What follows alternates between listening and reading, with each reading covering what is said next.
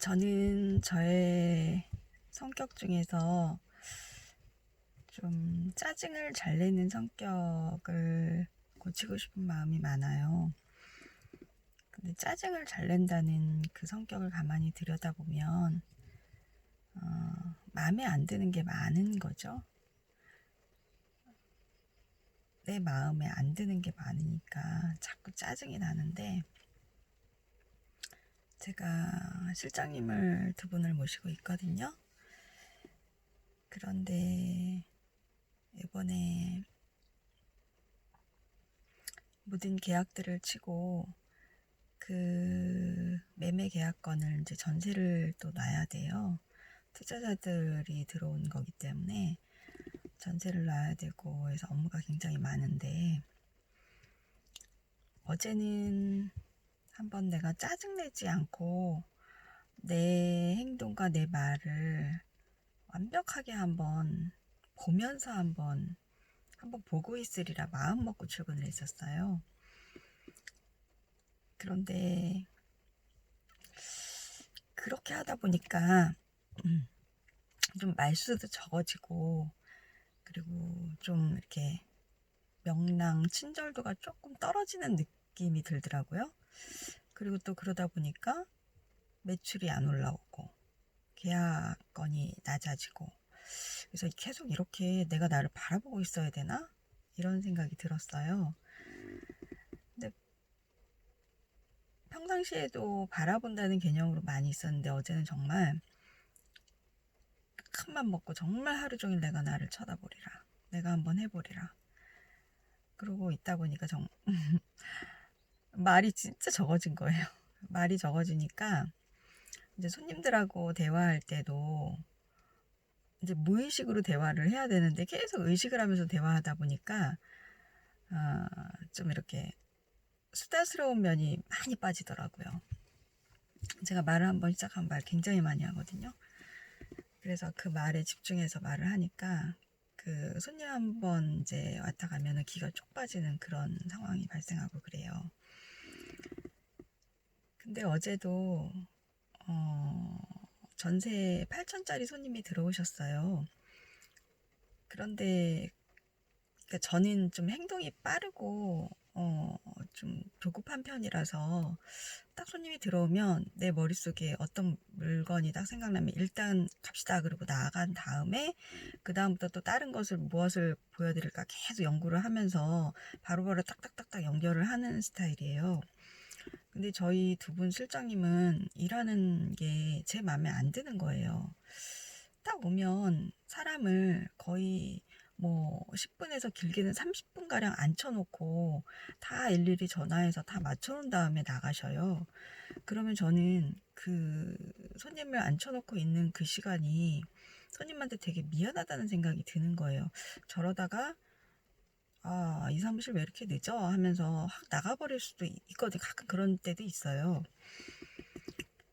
근데 그거를 잔소리를 그렇게 하지 마시라고, 손님 오면 바로 모시고 나가서 다니면서 작업을 하라고 그렇게 얘기를 한다는 게, 또 그러면은 본인이 하는 행동이 얼마나 이렇게 또 옆에서 사장님이 어떻게 생각하실까 하는 생각을 하면서 되게 불편하면 편하게 일을 못 하잖아요. 그래서 대부분 내가 코치하고 싶어도 그냥 스타일대로 두는 경향이 많이 있어요. 그러니까 저는 계속 참는 거죠. 나름 참게 되는 그런 상황? 그래서 그 상황을 그냥 지켜봐야 되는 상황? 네, 그랬어요. 근데 어제 같은 경우는 좀 심하게, 분명히 한 분이 모시고 나가도 되는데 두 분이 그 손님 한 분을 둘이 나가서 한참 막 거의 1시간 있다가 들어오시더라고요. 근데도 그냥 별 얘기 안 하고 그냥 있었어요. 근데 들어와서는 또 의외로 우리 큰 실장님이 그 손님한테 언니, 언니 이건 해야 돼. 언니 막 그러면서 계속 언니라는 단어를 쓰시는 거예요.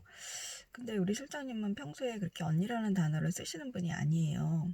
되게 점잖하게 일을 하시는 스타일인데, 딴 데랑 너무 틀리고 그렇게 하는 모습 속에서 왜 오늘 저렇게 일을 하실까 막 의아하기도 하고, 많이 좀 제 마음은 불편했었어요. 근데 결국은 바로 이제 계약을 썼는데 그 계약 쓰는 게 그 어머님이 참 까다로우셔서 굉장히 힘들었어요.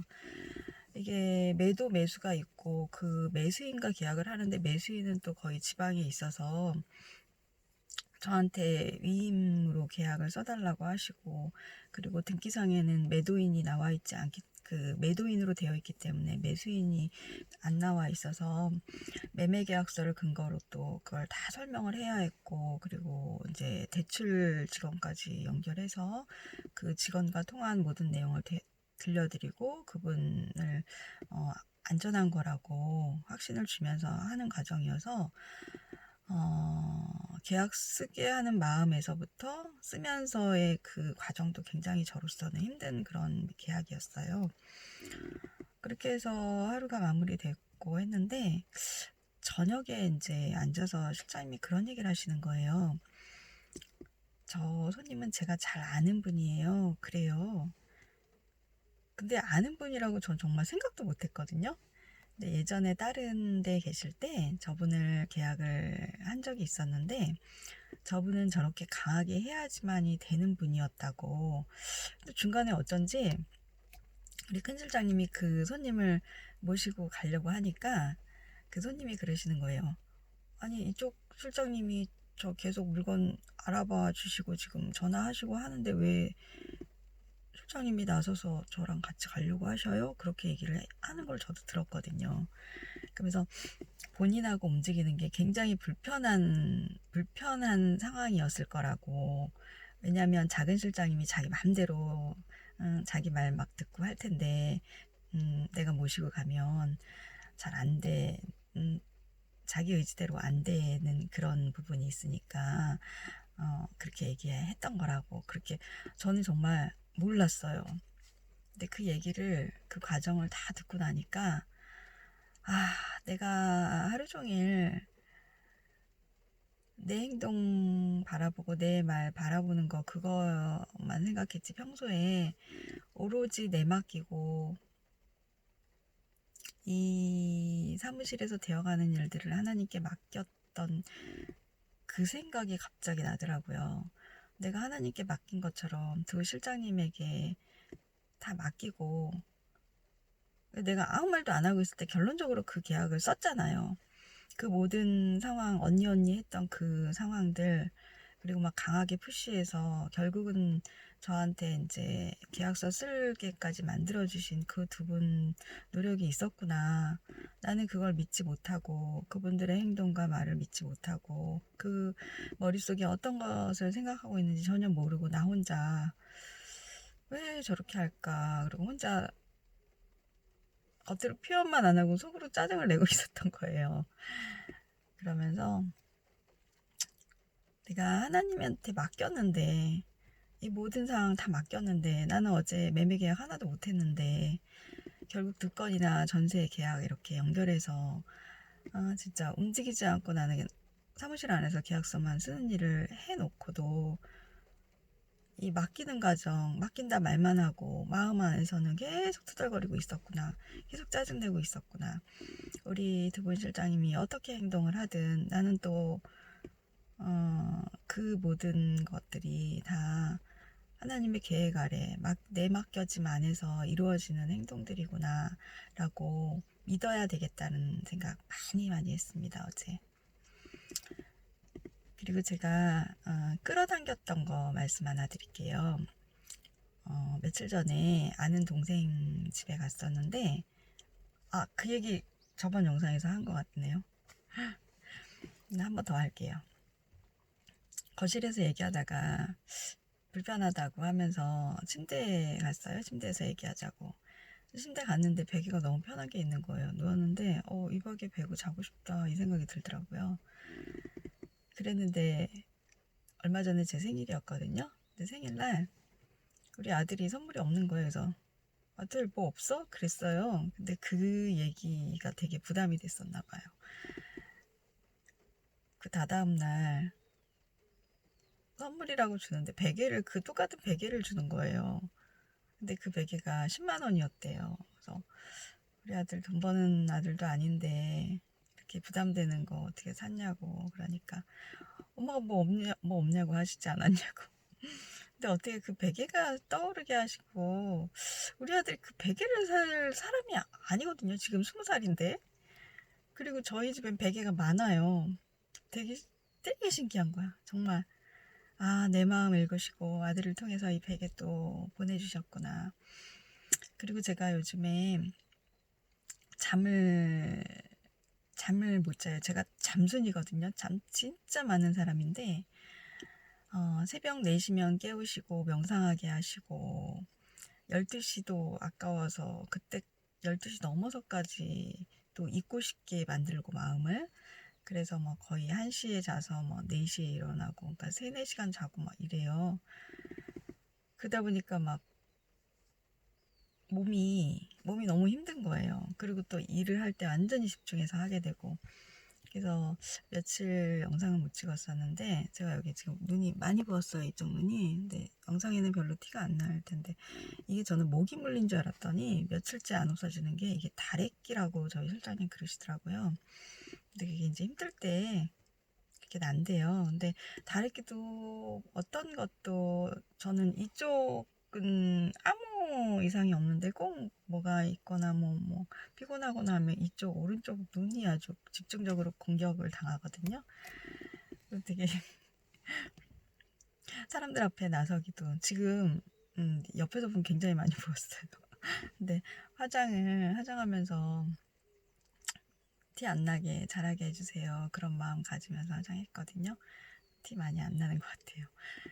한 번은 제가 큰 돈이 들어오는데 잠을 꼴딱 샜어요. 그러면서 그때 느낀 마음이, 야, 이게 그릇이 안 되니까, 큰 돈이 들어오니까 이게 건강을 해치는구나. 설레어서라도 잠을 못 자는구나. 그런 생각하면서, 이 재물이 들어올 때 몸을 해치는 부분이 있거든요. 사주에서도.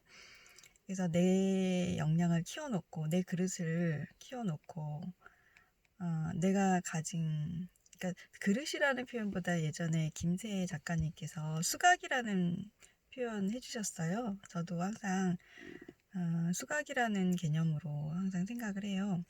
그 수각에 물이 차기까지 굉장히 오랜 세월이, 그 수각이 크면 클수록 찰 때까지 오래 걸리지만, 그 수각이 다 차고 이제 계속 물이 흘러, 그게 이제 수각이라는 게 절이나 약수터 같은 데 가면 있는 그것을 수각이라고 한다고 하더라고요.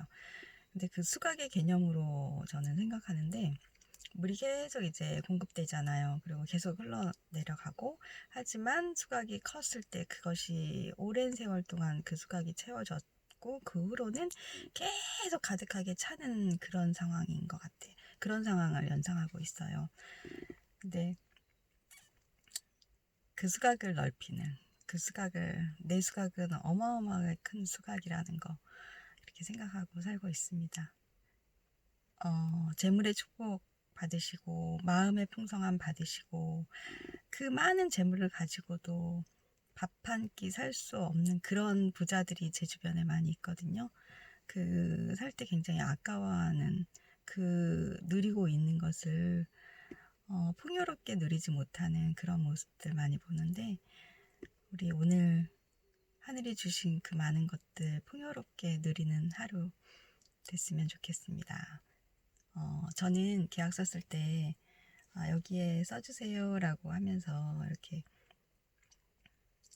종이 위에 이렇게 어르신들 이렇게 짚어드려요. 그럴 때마다 제가 예쁘게 단장한 이 손톱을 보면서 굉장히 기분이 좋아요. 이런 것도 누릴 수 있는 것 같아요. 예전에는 이거 하는 것 자체도 돈이 아까워서 한번 큰맘 먹고 하고 그랬는데, 지금은 정말 누리고 있습니다. 이 누릴 수 있게 해주셔서 여러분 감사합니다. 감사합니다.